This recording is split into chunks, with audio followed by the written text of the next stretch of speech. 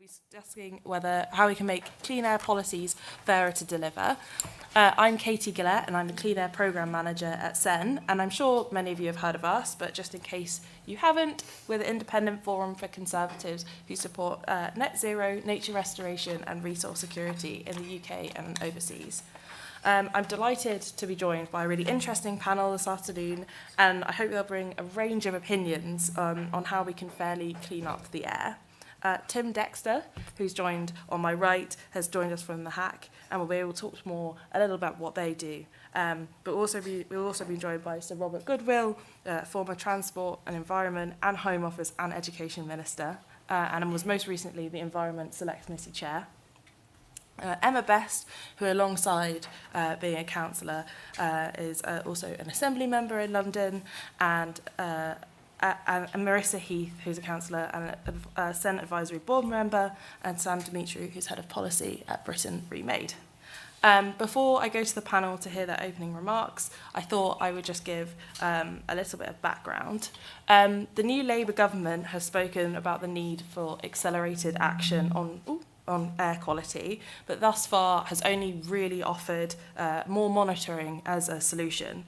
Now, this is quite a gap between what they were sort of talking about in opposition, and so I think we're here to talk about what the Conservatives can sort of be calling for, holding them to account, and pushing them to go further to sort of set the legally binding targets that were introduced over the last 14 years.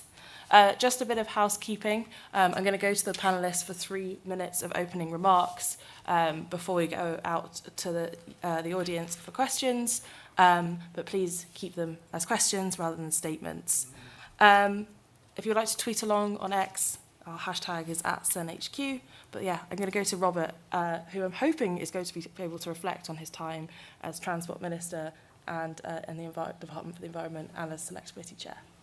Yes, thank you very much indeed. I was the Transport Minister at the time of the Volkswagen scandal, and incidentally in the European Parliament Environment Committee when we drafted the legislation that Volkswagen were neatly dodging, if I can say that without being sued by anybody. I think the first question we need to ask ourselves is, why is air quality the poor relation in terms of environmental debate? I mean, the general election was all about water quality, even though the water we actually come into contact with to brush our teeth, to drink, to cook our meals, even to flush our toilets is all absolutely perfectly clean, and in this country we can drink the water with confidence. Indeed, you know, thinking about it at this moment, how many people will be swimming in the sea or a river in this country? I would think the low hundreds. How many people are actually breathing the air in this country? 68 million. And that's why I think that we need to get this agenda onto that. The other, environmental argument that seems to take precedent is CO2. Now, obviously, greenhouse gases and global warming are important issues, but somehow air quality seems to be the poor relation. Indeed, when we do things like introducing low emission zones or clean air zones, or even encouraging people to buy cleaner vehicles, somehow that is open to criticism. Whereas, you know, if you do something, nobody criticises you for reducing the pollution from a sewage outfall.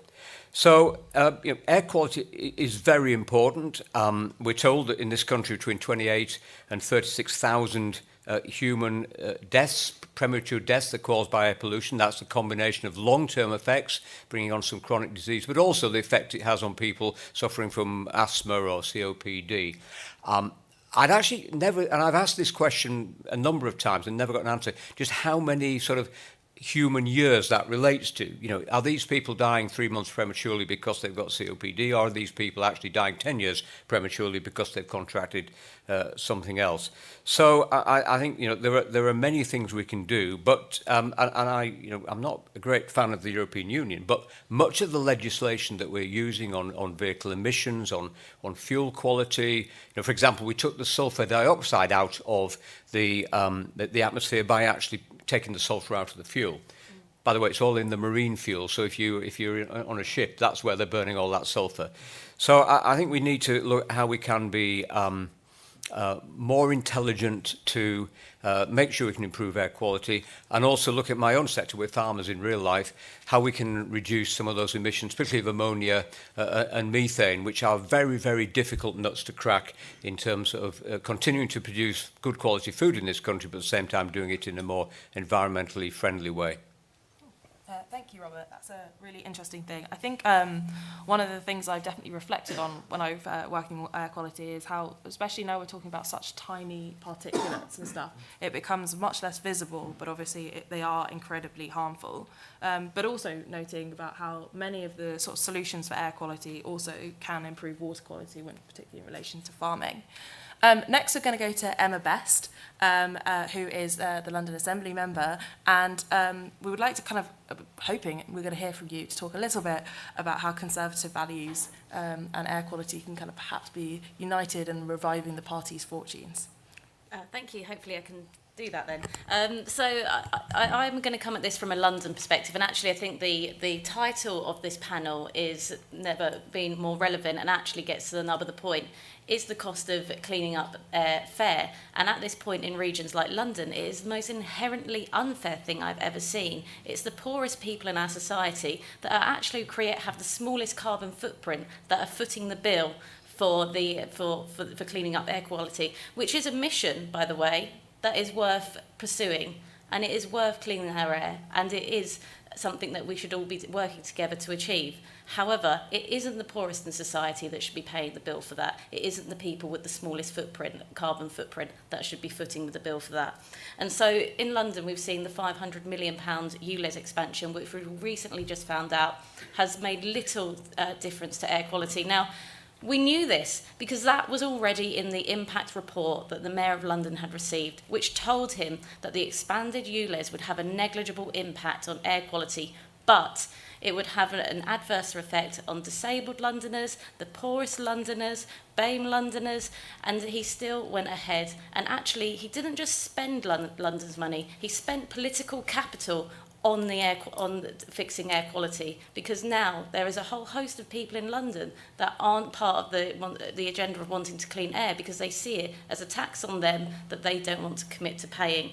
And there's a different way to do this. So it's working with people. So things like phasing out diesel vehicles in a way that works with people and helps them to change, because people that have the oldest vehicles that are the most polluting are the people that can't afford a new vehicle. People that haven't changed their vehicles are the people that couldn't afford to do so and have no option but to make those journeys and pay that £12.50 charge. So actually we can work with people when phasing out vehicles. Things like planting 2 million trees, which the Mayor promised and never delivered.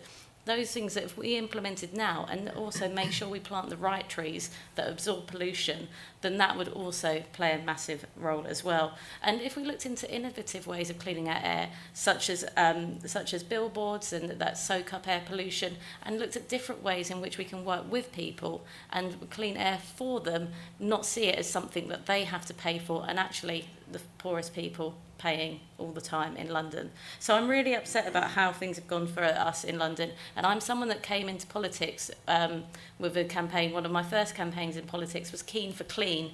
So cleaning up air pollution has always been key to me and a key thing that I want to see in London. And I thought Keen for Clean was a really good title at the time, and I've realised it probably wasn't, but you know, we'll move on from there.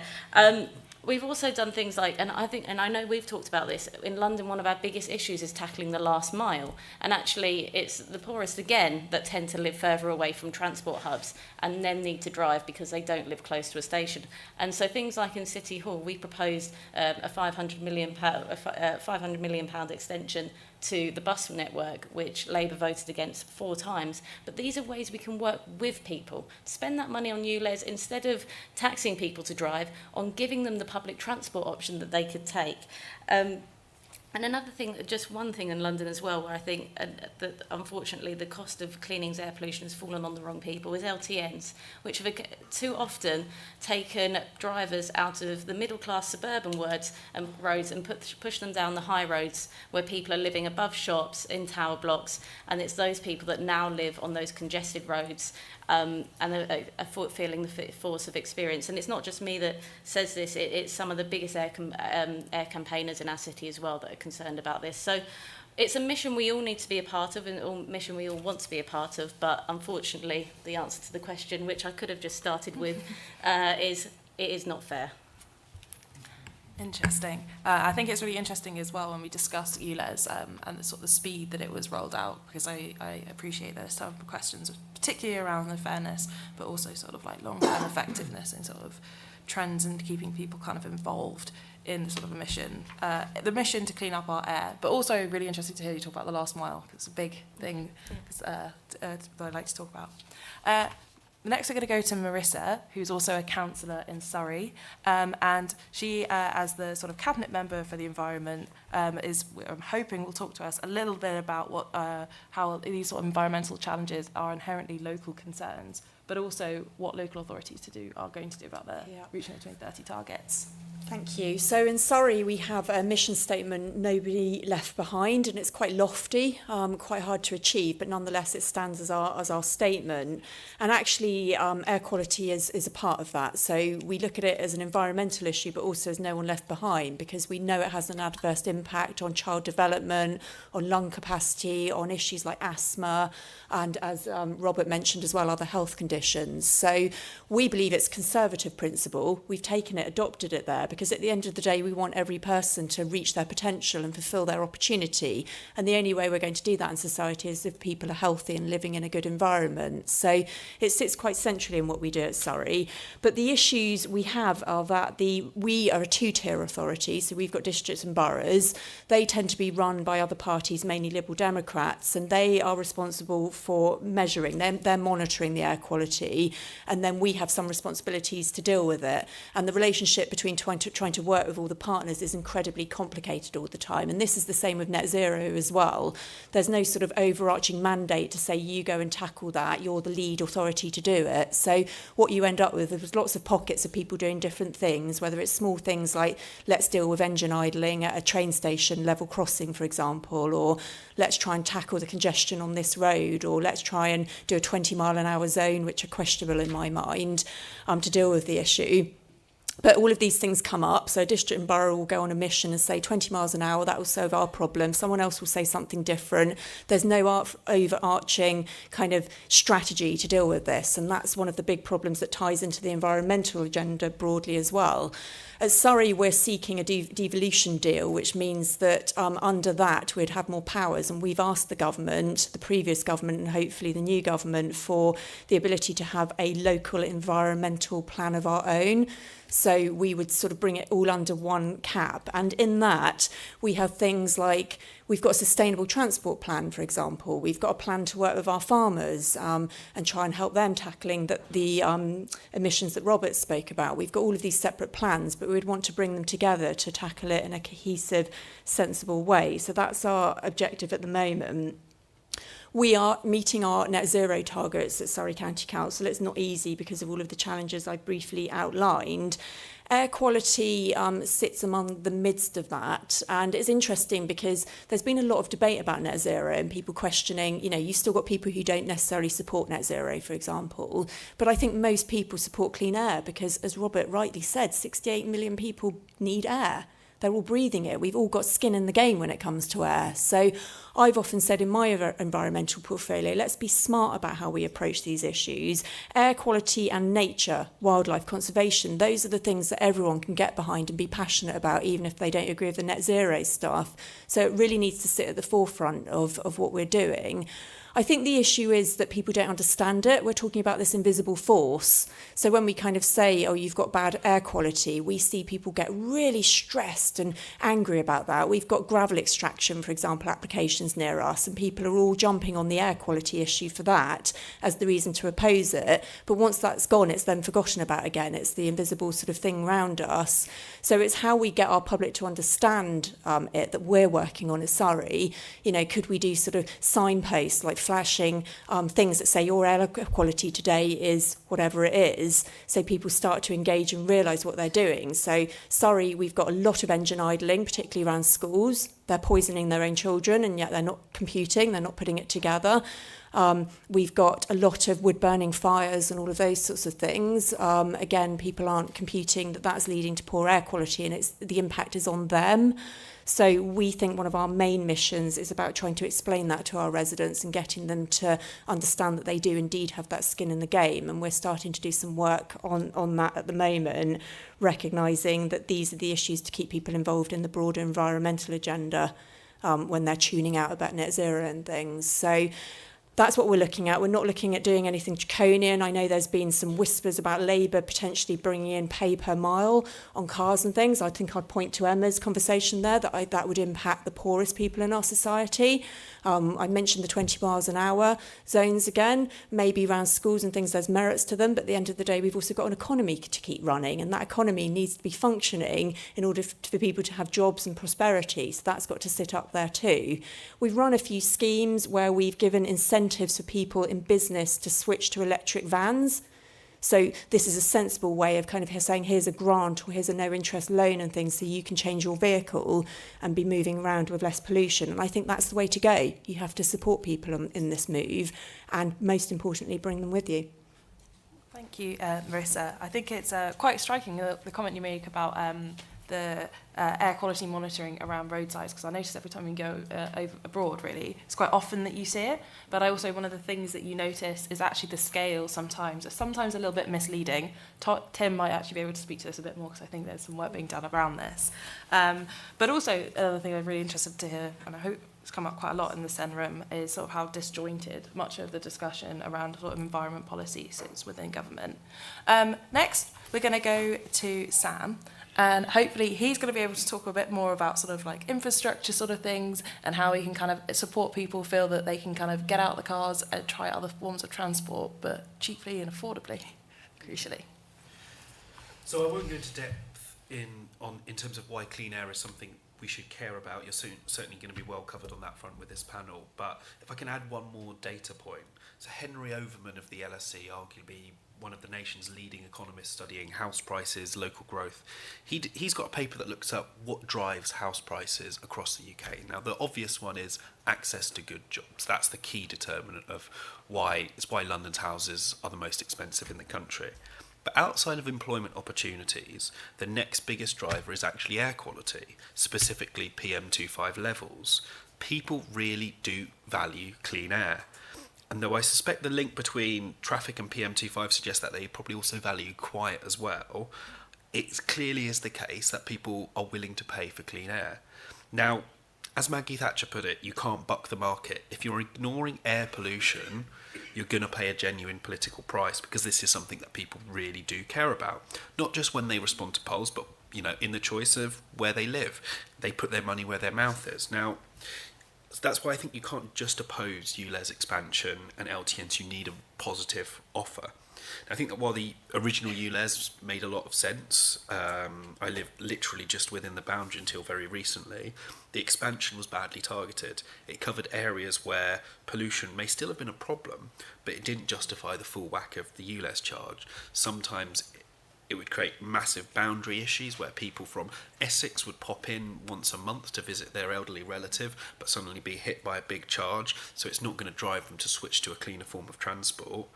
And there was often a lot of so I think that was a real problem, and there's often a lot of misleading data that downplays the impact of ULEZ expansion, because it's true that car owners tend to be better off than non-car owners, but I mean, if you look across Britain, most people, even on above average incomes, particularly in cities like London where they're so expensive, do not feel well off. They do not feel like, oh yes, I'm happy to be hit by another tax. I think that needs to be taken into account, and too often it isn't.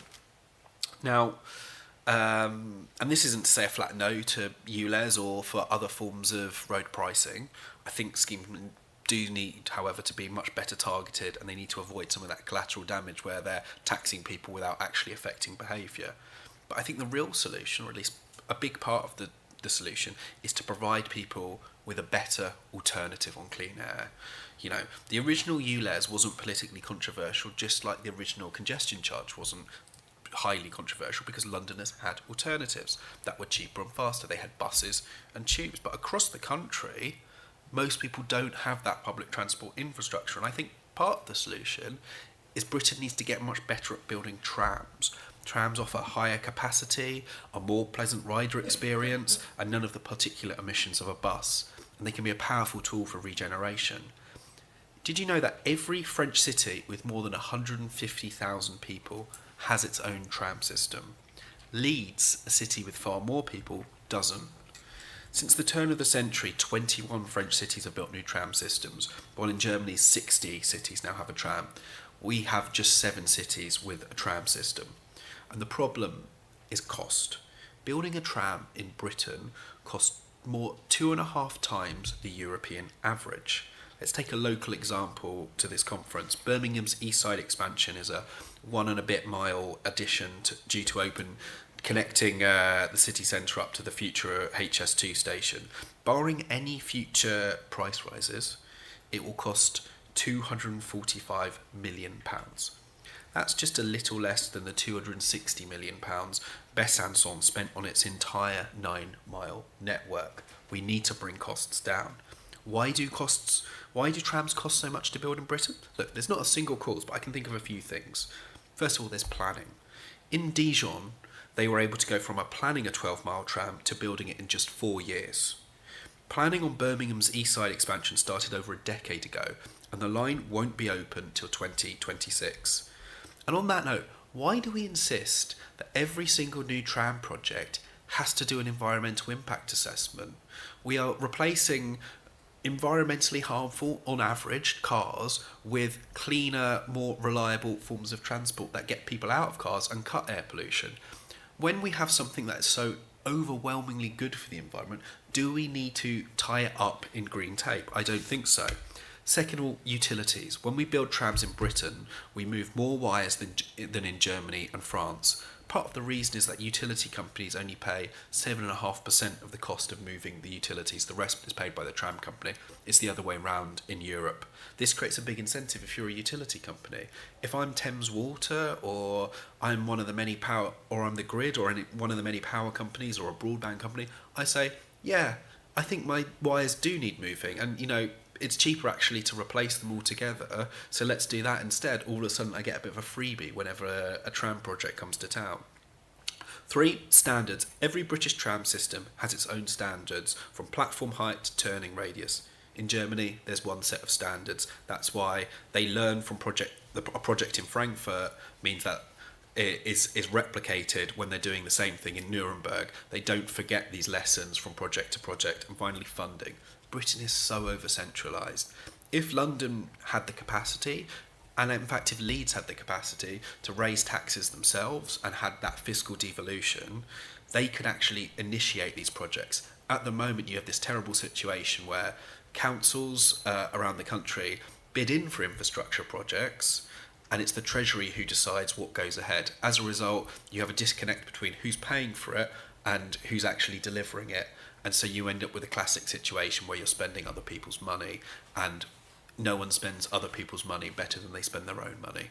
So if we can fix those 4 things, tackle those 4 cost drivers, we can get people out of their cars onto zero particulate trams without hitting them with new taxes and charges. And that's what Britain Remade are working on, and we have a report out called Back on Track, which sets out in more detail if you're interested. Thank you. Thank you, Sam. It's really interesting to hear your thoughts, but also sort of like the sort of marketable value of having clean air in terms of house prices, and also the interesting work that you guys have been doing on planning. Last but no means least, we're going to head to Tim, who's going to be able to explain a little bit more about the Healthy Air Coalition and sort of what sort of policies they'd like to see enacted around clean air. Thanks, Katie, and thanks so much to everyone for being here, and for all the panellists for joining today.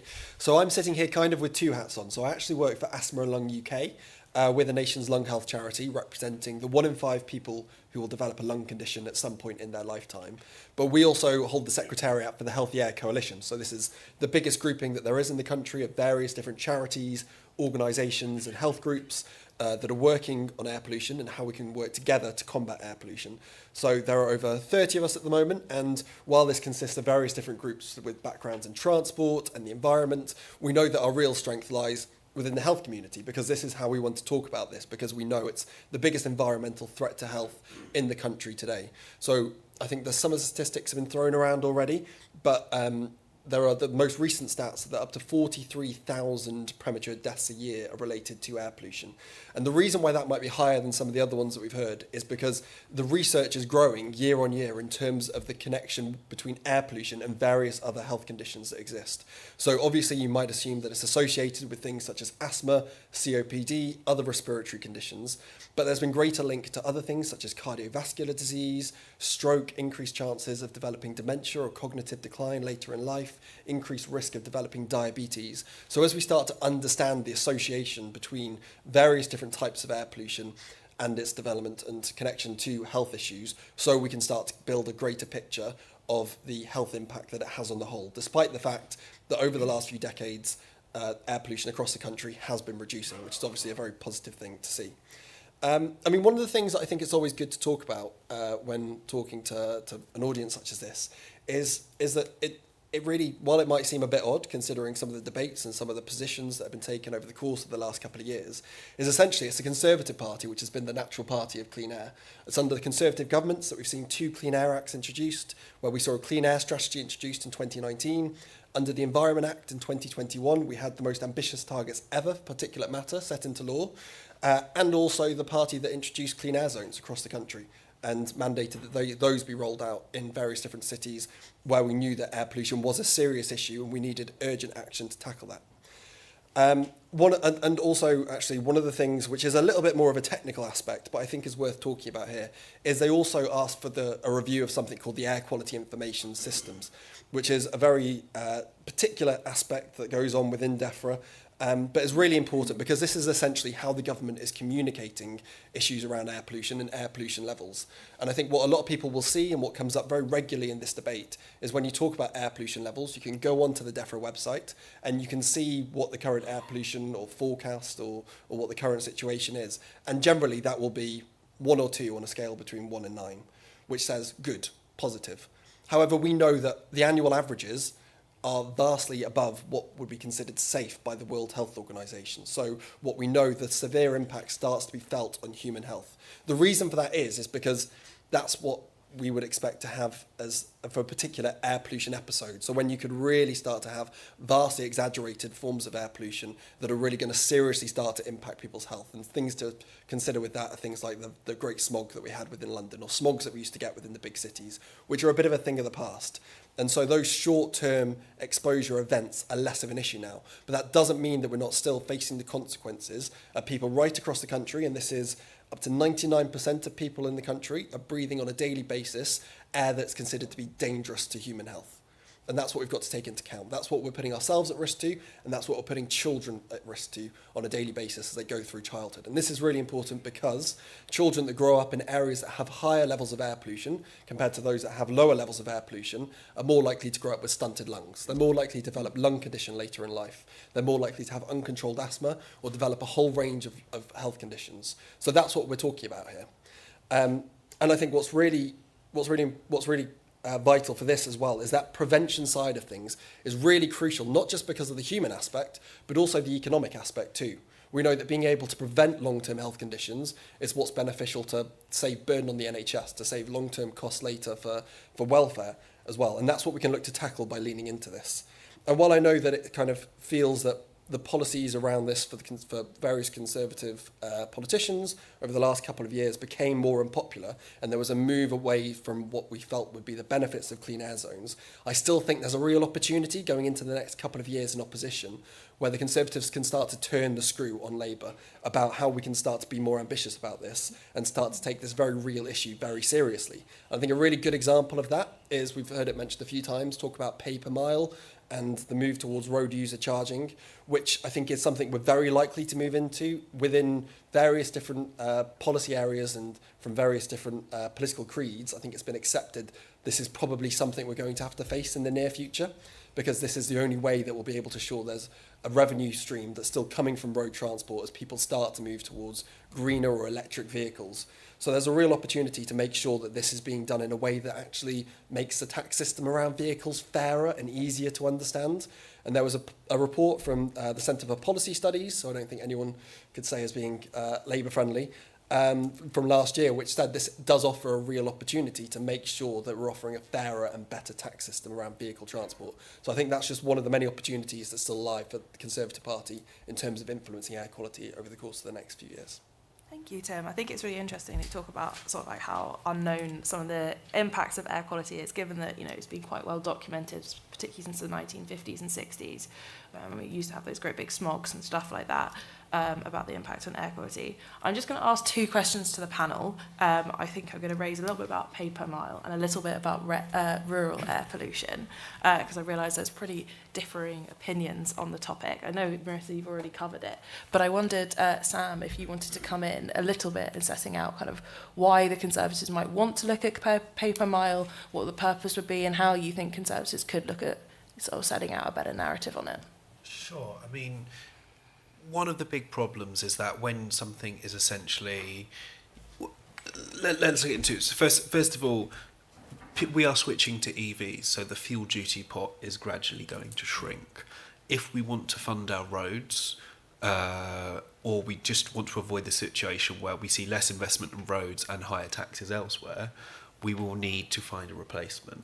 Now, I think in general, when you have a resource that's priced as free, people tend to overconsume it. That's why at lots of these drinks receptions you might have been to over the last few days, there are massive queues to get served at the bar, and often people can't get in, and you have to go to the actual bar where you pay money for it. So putting a price on things in general does improve its efficiency.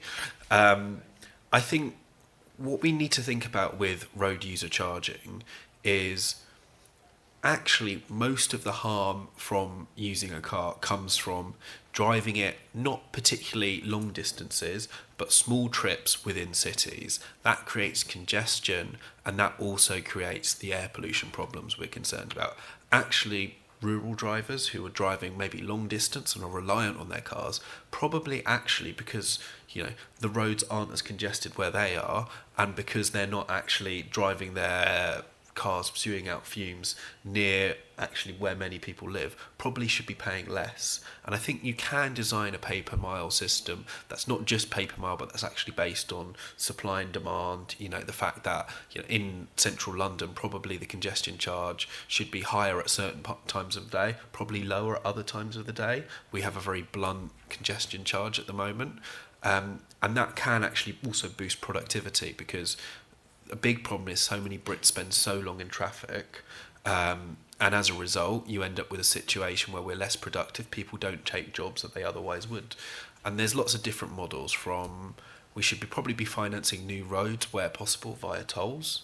We should probably looking at what they're doing in Virginia in America, where they've expanded their road network by adding lanes where either if you're in a high occupancy vehicle, so if you're carpooling with some other colleagues going to work, or if you're willing to pay a demand-based charge, a bit kind of Oasis but for driving. Sometimes you see these absurd figures which essentially says this is just for carpoolers right now, and they've actually expanded their road network that way. So I think we should look at some of these ideas, and I think it is going to be an important thing going forward.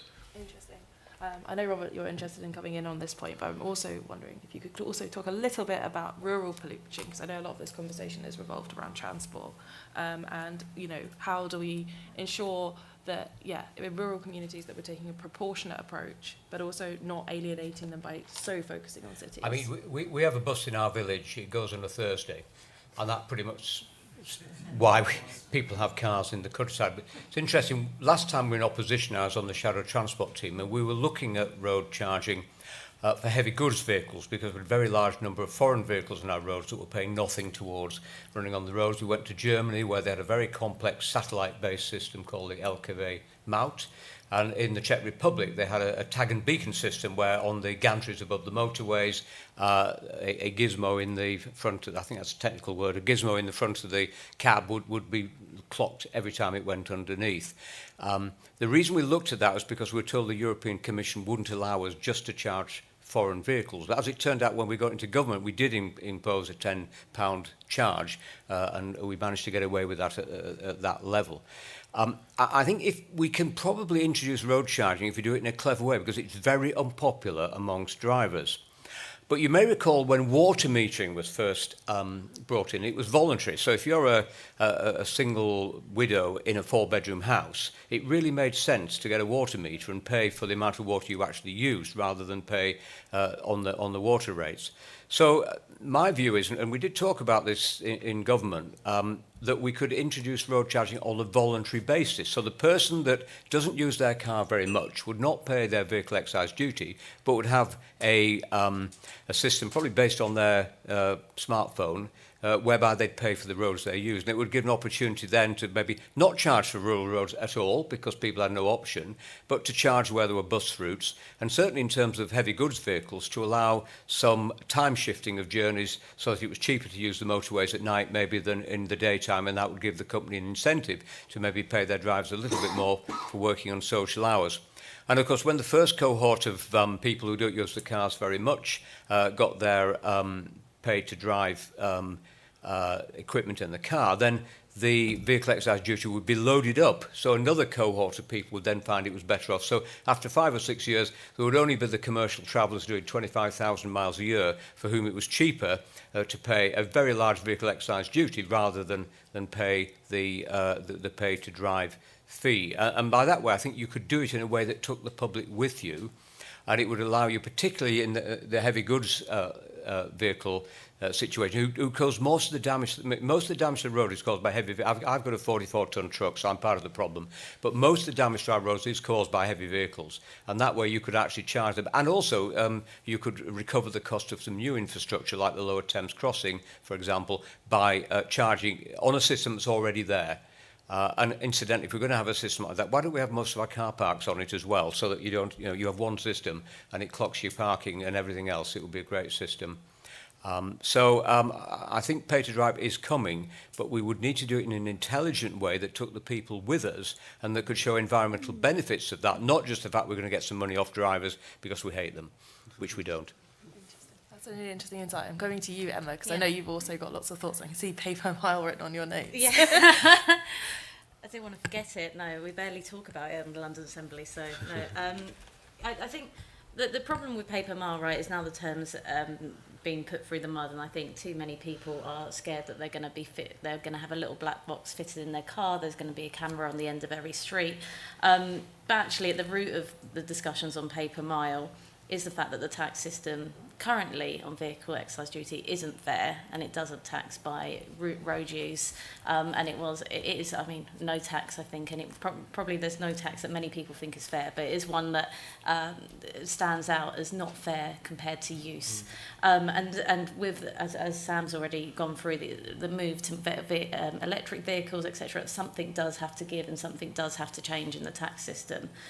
But I think actually, it's really interesting, Robert, talking about the way in which it could be done rurally, because as well with paper mile, I think we have to get to the point where in London we talk a lot about where we need to expand public transport, addressing the last mile, but it's also accepting that there's some places where it does not make sense to put better public transport. So for example, if in your village you had 10 buses running every hour and 9 of them are empty, you've got a fantastic public transport network, but you've actually worsened air quality with that. So we have to be honest about where we can put where we can put public transport as well, and that driving will always form a part, especially in rural communities, will form a part of daily life.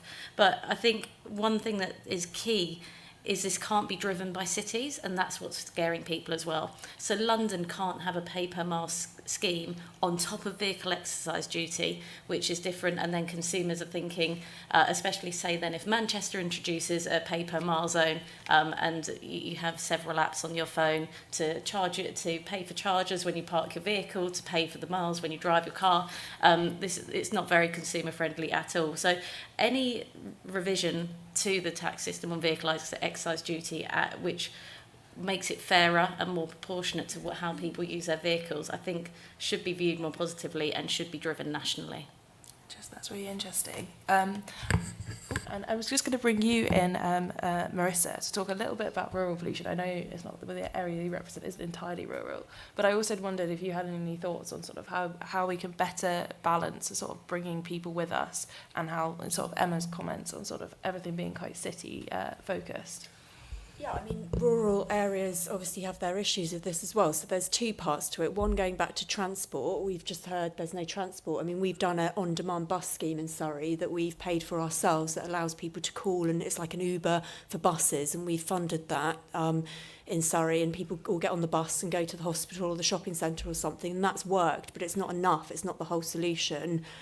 To it. It's something. We're also obviously working on LC Whips, the local on walking and cycling, because I think Sam made the point that a lot of journeys are a mile or 2 miles. It's the school visits, it's the pop into the supermarket and things. So how can we tackle those in rural areas?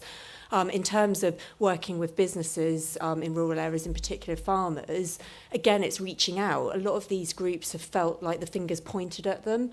You know, I mean, we had a meeting the other week, water, it's slightly related, with loads of farmers talking about nitrates in water, and their argument was, well, you've got Gatwick here. Why aren't Gatwick in the room? Why is it always us? So it's about bringing everyone together into one space and kind of saying, how can we help you change your systems? How can we support you? How can we work with you? What are the incentives? What can we do to tackle these things, rather than kind of isolating them or expecting them just to do it themselves? So it's unusual for a council to do this, and councils are under-resourced. We're expecting more cuts to come over the horizon, particularly in the southeast towards us. So you've got to be smart about how you do that and how you work collaboratively and break down those barriers. That's the only way to tackle these sorts of issues. Interesting. I think the hectoring thing has been quite a common theme in the Sen room over the last couple of days. And Tim, I'm just going to come to you for one last policy. You sort of spoke about how, in your opening remarks, a little bit about how clean air, the Conservatives have actually been home to a lot of the big clean air wins over the last couple of years. But what sort of policies, I know you mentioned road pricing, do you think that the idea of making them more structural or local is sort of where we should be looking? Yeah, it's a good question. I think a lot of the issue that we have at the moment is kind of what you were touching on, Marisa, is that we have things that are imposed by national level government that are telling local authorities what to do, but giving them no money in which they can actually implement it. So if we're going, first of all, no matter where it's coming from, if we're going to see any action towards it, we need to see proper resourcing. That's first and foremost. I think it's really important that local authorities do have the power and the ability to be able to implement and go after some of these schemes themselves, because we know that's where there can be the most kind of response to the need that's seen on the ground. And that's really important to make sure we're covering off too. Overall, though, I think what needs to be kind of driving this is, rather than local authorities or regional authorities kind of having to come up with responses to this themselves, what we need to see is some kind of robust top-level ambition. That's what was really good to see about the new PM 2.5 targets that came in the Environment Act, even though it could be a bit more ambitious. It was just the lack of funding to be able to implement that. And we did have previously a local authority fund that was provided by DEFRA, which was scrapped just ahead of the general election, which is really disappointing. It was quite a paltry amount anyway, but to be able to see that kind of mechanism, to be able to support local authorities to implement some of the schemes which they felt, it was actually a bidding process, so coming up with innovative schemes that they thought could actually start to tackle this issue, was scrapped from the off, which was a shame to see. But also, just to come back quickly on rural air pollution, because I know we focused a lot on road transport. Obviously, wood burning is a massive part of this. So we know that particulate matter is the most dangerous pollutant to human health, and the biggest source of this is domestic wood burning. Of course, in urban areas, this isn't as necessary. This is primarily coming from people who kind of do it for aesthetic purposes because it looks nice. There's also this kind of strange belief that potentially it's a bit more greener, or it's a bit more natural, or it has less of an environmental impact, when we know that's definitely not the case. But of course, in rural communities, that's primarily one of the only ways that you could look to heat your home, and certainly what feels to be the most kind of efficient way to heat your home. I grew up in a tiny little village on the Welsh-Shropshire border of about 100 different houses, and as you were walking through there on an evening, you'd go along and every single house would have their log fire going. In my house as well, we'd have potentially 2 going at the same time. And the air pollution that you're exposed to by going through this tiny little rural village can potentially be far more significant than where I live now, which is right by a busy road in fairly central London. And that's one thing that you don't necessarily think about or consider, that the air pollution just of where you're immediately based and your immediate situation can have that much of an impact on you. So that's the thing, that we can't necessarily get into these stereotypes of rural areas being very clean and urban areas being extremely polluted, because it's all about the individual and your particular location. And that's why, I know we were talking about it before, that's why monitoring is so important, because you start to get that really clear picture of what your situation's like, exactly where you are or where a particular community is. You don't really have a full understanding if you're just doing it on the basis of a local authority or a ward of what people are dealing with on a day-to-day basis. Thank you. I think we can go to some questions. I think someone in the Sen team is going to bring the microphone. I'm going to go to Richard Cllr at the back first, and then we can go to some others. Thank you. Richard Cllr, leader of Wiltshire Council. Rather building on that last point, I am reliably informed, for example, by the residents of Cllr that they have a terrible particulate problem, which is fascinating news because we don't have particulate monitoring in Cllr. We have very little monitoring across the country, let alone in rural areas. Even in our cities, we have very little. Your view on wood pollution, wood burning, I have no idea if that's true because I don't have a single monitor in a village. I've got a programme to get monitors in, but they're not properly graded. I'm having to spend my own money to do that to get 200 into the county. My question is cleaning up worth paying? Yes, but how on earth are we meant to do that if we don't have the baseline, even in places like Liverpool or Oxford, to understand where the air quality is, to then understand how to fix it? And then the lady with the ponytail. Hello, Rosie from the Woodland Trust. I'm going to ask my question. Just quickly wanted to say about the environmental impact assessments. Of course, at the Woodland Trust, we think they're extremely important.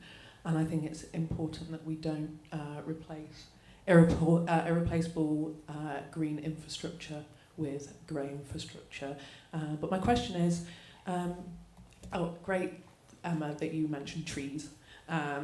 So do you think that new development needs to embed street trees and green spaces into their plans, and should existing areas be retrofitted? Thank you. Should we just do this one here? Hi, Sienna from Friends of the Earth. We're Healthy Air Coalition members too. I think Sir Robert raised a good point earlier about how air pollution is the kind of poor relative of water pollution in terms of its PR. Yeah, Marisa, you were saying that people care really deeply in your local authority area. I think we have the same problem too. We run campaigns on air pollution and often see that engagement on air pollution campaigns are much less than engagement on water pollution or climate change or nature. What do you think we as NGOs or as politicians should be doing in order to raise the profile, and how do you think we best get this message across about the importance of air pollution? Okay.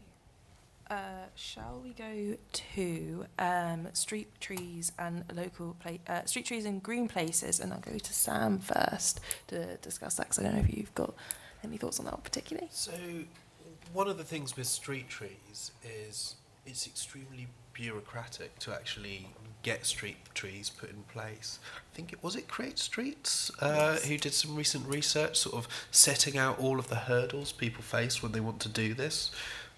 It seems like the simplest thing in the world to make easier, but at the moment we don't. So I think, let's look at some of those planning, regulatory, unnecessary bureaucratic hurdles we impose on bringing in street trees and make it a whole lot easier.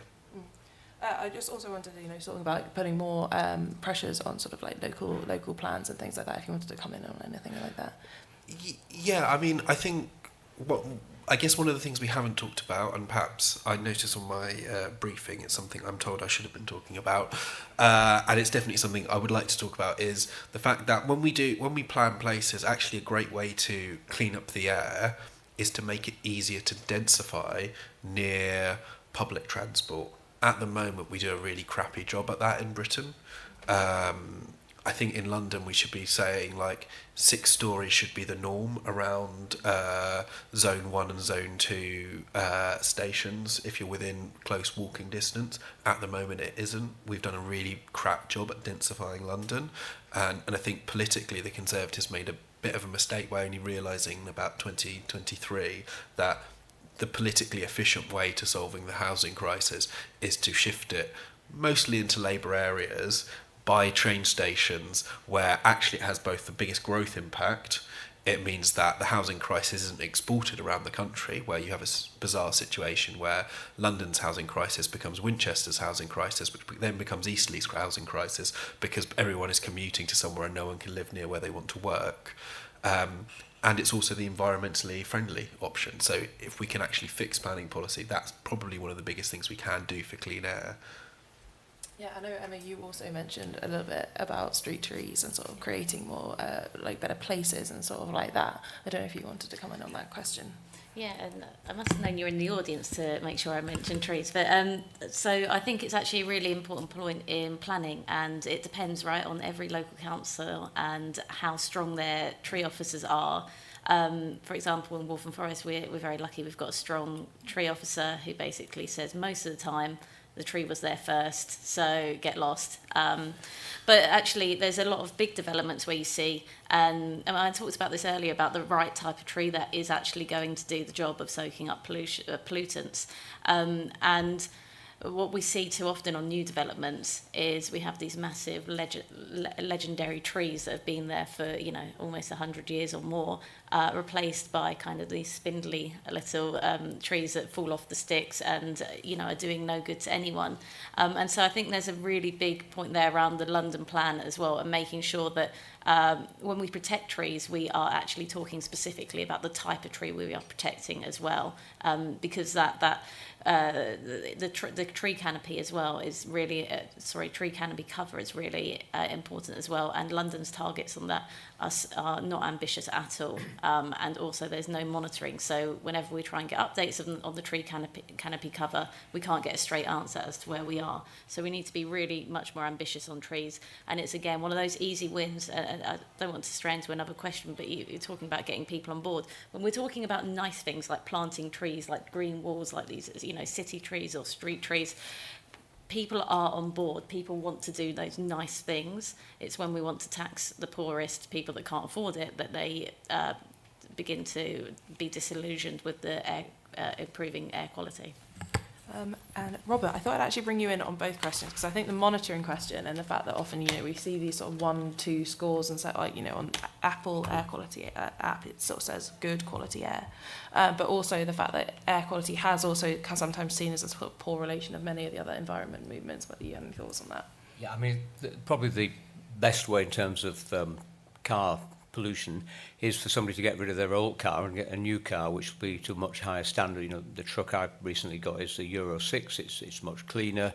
It's not as good on fuel, by the way, so there's a CO2 impact on that. But we did some work with TfL just near the Tower Bridge, where we had a monitor at the roadside, and most of the vehicles were very compliant, but every now and then a vehicle went by and it was off the scale. And I think we could probably do more in trying to detect some of these vehicles which probably the engines are on the way out or they've been wrongly serviced, so that we can actually call them in for tests, because it used to be cars fail the MOT for their bodywork going rusty. Now it's generally because the pollution levels won't pass those particular levels. It is a little worrying. I mean, the average car is on the road for about 17.9 years. Diesel's a bit longer. That is extending because of the economic pressure on people. So actually, you know, the best thing you can do is actually get rid of your old car and buy a new car. Particularly if it's an electric car, because not only are they much better in terms of pollution from the drivetrain, but also because of regenerative braking, you don't have the same amount of brake dust on the roads as well. One final point I would make, what we haven't talked about is the indoor environment and air quality, because, you know, all of what we talked about now is outside on the street. People spend most of their time indoors, and, you know, particularly with things like open fires and wood burners, that does create sources of pollution, cooking, and now we're insulating our homes better. We have less ventilation, and therefore air quality can go down. And one thing that really does somewhat irritate me, you know, would you really have something in your house that produces high amounts of benzene, toluene, acetaldehyde and formaldehyde, as well as volatile organic compounds? but most people do. It's called a candle. You have a pool of hot paraffin wax in your house, and it's okay, you probably 1 or 2 candles, but you sometimes see houses full of candles. You wouldn't have a Ford Fiesta with the engine running in your living room, but things like that. And I'm sure with people who are ill already indoors, air quality inside is something I think is equally as important as air quality outside, and much of that will be in the control of the household, of what they can do about the way they heat their house, about the way that they filter the air in their house, and the way they provide ventilation. Interesting. I wonder, Tim, if you also wanted to talk about Richard's question around monitoring and how you feel that we can kind of improve it. Yeah, absolutely. I mean, it is difficult because of where the different responsibilities lie. I think, as I said before, monitoring as much as possible is absolutely crucial to this, because it kind of comes back to the original crux of this issue, which is the fact this is an invisible killer. So how do we help make sure that the invisible is visible? By helping to provide the statistics and information. That's absolutely crucial. We've, for the last 2 years, have undergone a programme of trying to give out free NO2 monitors to schools, initially in London and now rolling it out right across the country. Quite rudimentary, but just to help schools and communities around schools to understand the issue and start to build that picture of what are they actually facing, what are they dealing with. And then as soon as there is that understanding and recognition, there's a will and an urge to try and do something about it, which is absolutely key. In terms of how to approach this from a kind of governmental level, it is tricky, because there has been a move away since the Environment Act towards modelling rather than monitoring, which is really important, because you're never going to be able to get absolutely everywhere in the country covered unless you have modelling in place. So we are very much in favour of the fact that modelling is a robust system to be able to get a rudimentary picture of what's going on right across the country. I think where local authorities can be really key within this is trying to identify those hotspots and those issues where communities feel like it's an issue. And this doesn't need to have to be on an ongoing basis. If you're installing these monitors within a particular area or particular community, 1 or 2 years can be enough to start to get an understanding of what the situation is before moving them across to another area, and then bringing them back 5 to 10 years later to understand what the policy impact has been of whatever you've done to try and combat that. And I think that would be quite crucial, and possibly even across local authorities, being able to share those resources would be quite key. Interesting. And Marisa, I also wonder if you wanted to comment on monitoring in your experience in Surrey, and also any thoughts that you might have on air pollution sort of being the poor relative of the environment movement. Yeah, I mean, just quickly on the tree thing, just as an idea, we set a target to plant a tree for every resident in the county, so 1.2 million trees. And by setting that target, we've made our planners, our schools, everyone getting on board with that. So they're now putting trees wherever we've got an opportunity. So setting a target can help. On air monitoring, we've done some air monitoring ourselves. We've implemented it in areas that we think are problematic. So we've got Heath and Gatwick on our borders, and when Gatwick expansion was being mentioned, we put air monitors in around there. Now we've done the same with Gatwick. Again, it's not comprehensive full coverage, but it's a way of being able to sort of pick up on the hotspots. We think there's problems. We've got 24 ACMAs, which are the air quality management areas where we know we're already failing, so we're measuring those all the time as well, and making sure we're monitoring what's changing, what's caused that. Has it been roadworks? Has it been the gravel extraction? What's happened around there? So we can try and tie that in. But I think it goes back again, and it sort of doesn't answer your question, but it links to it. It's about empowering communities as well. So when we had the Gatwick stuff, the community are the ones that said, we want the air monitors in here, and they then put them in their gardens or in places where it was valuable to have them, and then they sort of put pressure on us to be monitoring them and checking them and things. So it's getting people to understand. I mean, I guiltily ran a candle business for a number of years. And during that whole time, I was no awareness that I was technically maybe poisoning people a bit in their homes. I was just making lovely scented candles to make their homes smell nice. But it's that kind of awareness again. So water has just been such a massive issue because the media and people went behind it, didn't they? Again, a Conservative measure of we brought in the measuring of water, the checks on the sewage outbreaks and things similar to the you've mentioned on the air quality, and we've put these things in place. So we need to now be utilising the communication around that to empower people. Everything's driven by what our residents, the community, want to put up there. So I think we've all got a role to play, and I think NGOs should be coming with local authorities and things, because as I said at the very beginning, this is an issue that affects every single one of us in terms of our communities reaching their potential, their opportunity, and we've all got skin in the game, as I said at the beginning on this. So it's how we get that message across, and we're probably not helping each other. We're still working in silos doing that. Interesting. Just very conscious of the time, so we've only got a minute left. So I thought I would ask a question as a sort of concluding remarks about what you'd like to see the Conservatives what sort of policy you'd like to see the Conservatives adopt to kind of get a better, more optimistic narrative on this. And perhaps I can reframe the question of the panel of whether Conservatives can make cleaning up the air fair. Should we just go from left to right? Oh, so I'm on the... Okay. I think they should champion the idea of cutting the cost of building infrastructure in the UK so that we can have much better public transport infrastructure, whether that's trams, new rail links, or better busways. So I'm going to say something that's probably not the priority, but I just want to make sure it gets said, and I haven't talked about it yet. It's incineration and reforming the act around waste and refuse collection. So, for example, in London, we need to take apart the system, which has led us to having massive over-incineration capacity across the capital, which means we'll now be paying for years to burn other people's rubbish in London because we have too much capacity, and we also have these boroughs set up to work together, where you have a network of waste lorries now travelling past other places where they could have taken their rubbish.